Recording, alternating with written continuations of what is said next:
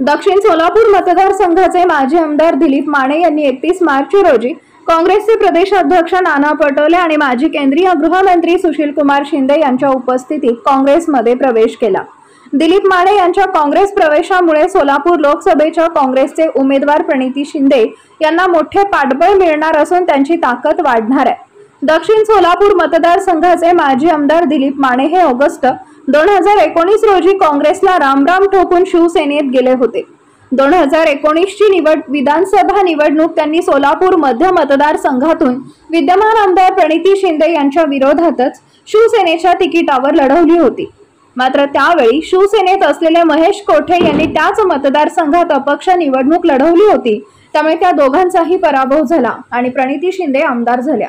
आता प्रणिती शिंदे सोलापूर लोकसभेची निवडणूक लढवत असल्यामुळे त्यांच्या जागी विधानसभेसाठी दिलीप मानेंना काँग्रेसकडून संधी मिळू शकते। शिवसेनेपासून काहीसे दुरावलेले दिलीप माने यांनी या संधीचं सोनं करत काँग्रेसमध्ये घर वापसी केली आहे।